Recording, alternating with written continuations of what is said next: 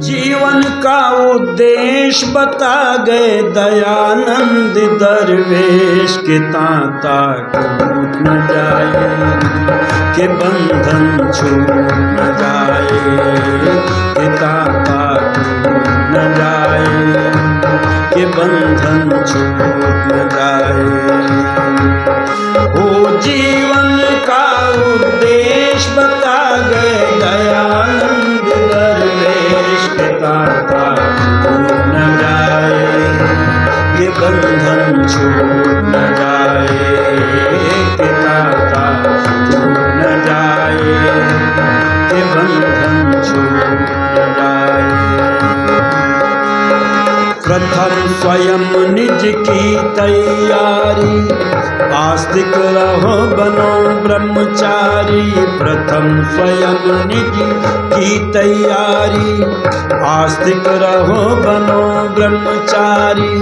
शारीरिक और आत्मिक उन्नति के लिए सीखो विद्या सारी। शारीरिक और आत्मिक उन्नति के लिए सीखो विद्या सारी। ग्रस्त में फिर प्रवेश बता गए दयानंद दरवेश के ताता टूट न जाए, के बंधन छूट न जाए, के ताता टूट न जाए, के बंधन छूट न जाए। जीवन का उद्देश्य बता गए दयानंद दरवेश के ताता टूट न जाए।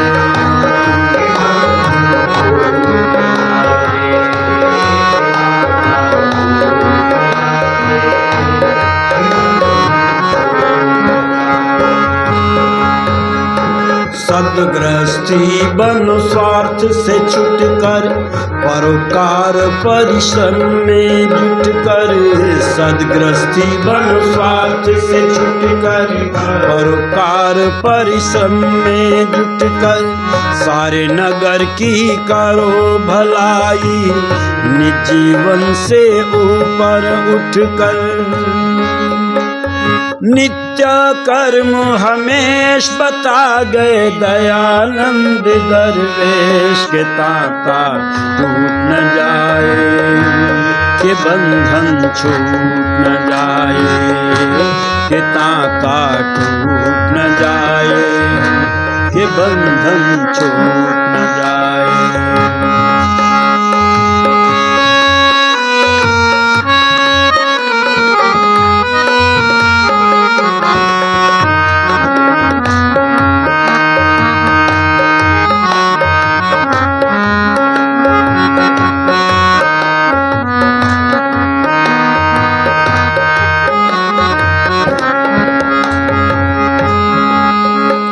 वानप्रस्थ की लेकर दीक्षा, निज जीवन की करो परीक्षा।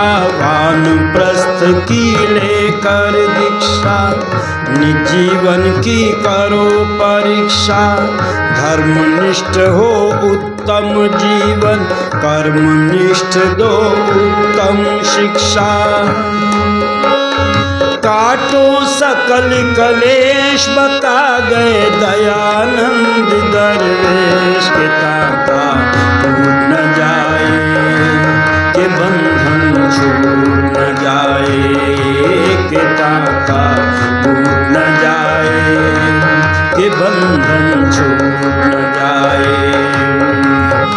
ओ जीवन का उद्देश्य बता गए दयानंद दरवेश के ताता टूट न जाए, के बंधन छूट न जाए, के ताता टूट न जाए।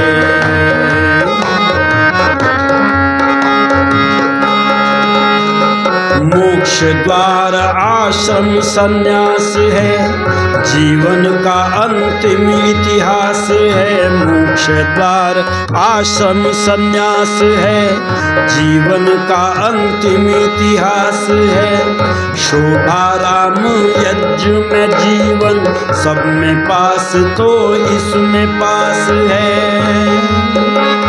रक्षक हो भुवनेश बता गए दयानंद दरवेश के ताता टूट न जाए, कि बंधन छूट न जाए, के ताता टूट न जाए, कि बंधन छूट न जाए।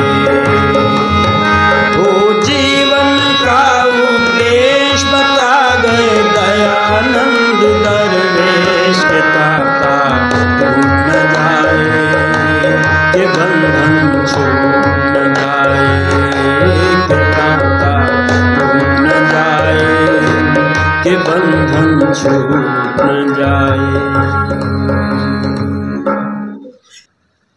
मनुष्य के जीवन को 4 भागों में बांटा गया है। मनुष्य की औसत आयु 100 वर्ष मानी गई है।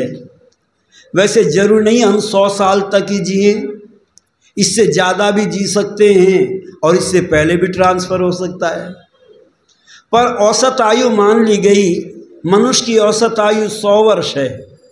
अब 100 वर्ष को हमारे ऋषियों ने 4 भागों में बांटा, क्योंकि किसी भी चीज़ को व्यवस्थित करने के लिए कुछ न कुछ नियम बनाने पड़ते हैं। बिना नियम के कोई व्यवस्था ठीक नहीं चलती है।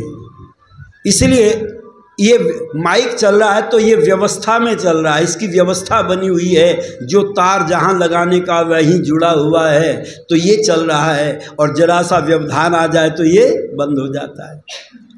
इसी प्रकार से हमारा जीवन को भी व्यवस्थित बनाने के लिए ऋषियों ने, परमात्मा ने एक व्यवस्था दी और उसका नाम रखा वैदिक आश्रम व्यवस्था।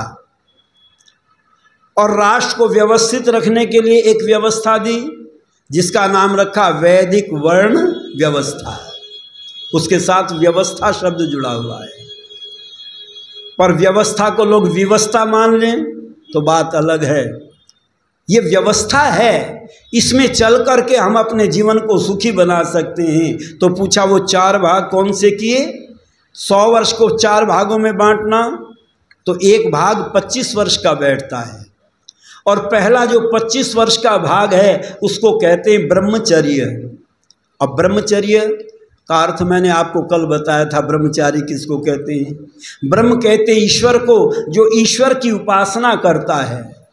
और ईश्वर की उपासना तीसरे समुल्लास में आपने सुना था, बच्चे को सबसे पहले क्या सिखाते हैं? संध्या करनी। आज क्यों? क्योंकि ब्रह्म उस परमात्मा को जानो। यदि परमात्मा को नहीं जाना तो संसार में कुछ भी नहीं जाना। ब्रह्म कहते हैं विद्या को। फिर आचार्य उसको विद्या पढ़ाने का प्रयत्न करे, पहले ब्रह्म को बताए और फिर उसको विद्या क्या पढ़ना चाहिए क्या नहीं पढ़ना चाहिए उसका ज्ञान कराए। और विद्या कहते हैं, ब्रह्म कहते हैं शक्ति को, ताकत को। इसलिए बच्चे को बलवान बनाने का प्रयत्न करे आचार्य, उसको दंड बैठक योगासन के द्वारा उसके शरीर को बलवान बनाए। और ब्रह्म कहते हैं बड़े को, अर्थात वो जीवन में उन्नति करे, उन्नति करने वाला हो। तो पहला आश्रम क्या है? ब्रह्मचर्य।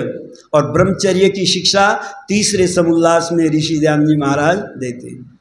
चौथे समुल्लास में ब्रह्मचर्य के बाद दूसरा भाग आता है गृहस्थ आश्रम। क्योंकि शिक्षा पूरी हो गई, शिक्षा पूरी करने के बाद में विवाह करे। तो पूछा कब करे?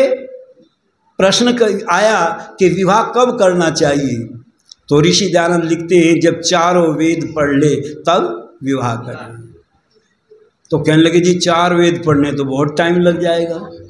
तो कहा चलो 3 वेद पढ़ लें तब विवाह करें। अजी 3 में भी बहुत टाइम लगेगा। तो कहा चलो 2 पढ़ लें तब विवाह करें। कहने लगे जी 2 भी बहुत बड़े वेद हैं, उनको पढ़ने में टाइम लगेगा। तो कहा 1 वेद तो अवश्य ही पढ़ लें तब विवाह करे। और पूछा कैसे करे, कहाँ पर विवाह किया जाए?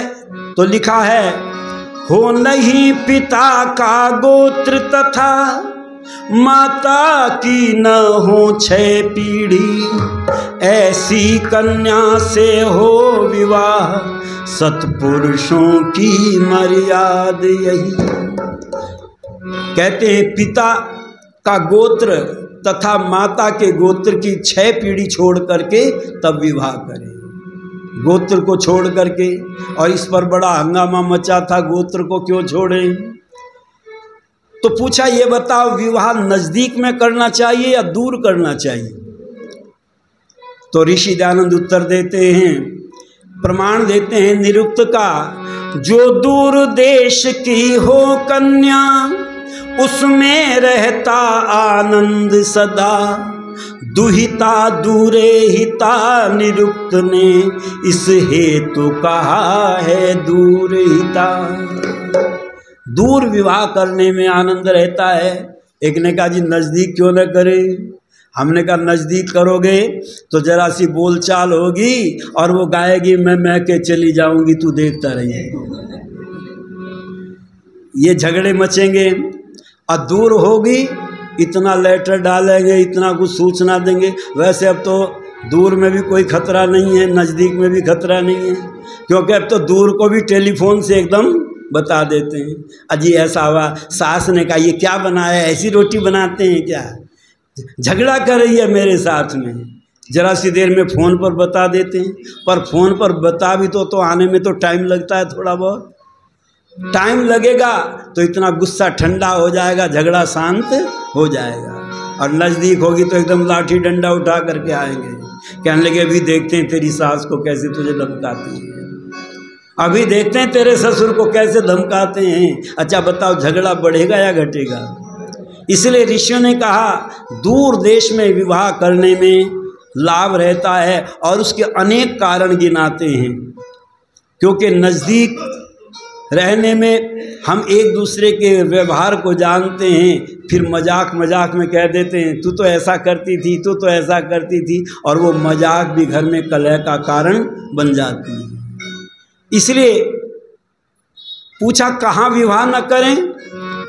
धन धान्य गौ हाथी घोड़े, श्रीराज चाहे धनवान भी हो, वर्जित करते भगवान मनु, 10 कुल अथवा जाने उनको। किन परिवारों में विवाह नहीं करना चाहिए? तो लिखते हैं जो सत्क्रिया से हीन पुरुष, जो सत्क्रिया सत्पुरुषों से हीन, वेद अध्ययन विमुख, तन पर हो भारी बाल दमा, क्षय बवासीर मिर्गी के दुख। जहाँ सत्क्रियाएं न होती हों, जहाँ कोई सत्पुरुष न हो, और जो वेद पढ़े लिखे न हो, वेदों का अध्ययन जिन्होंने किया हो,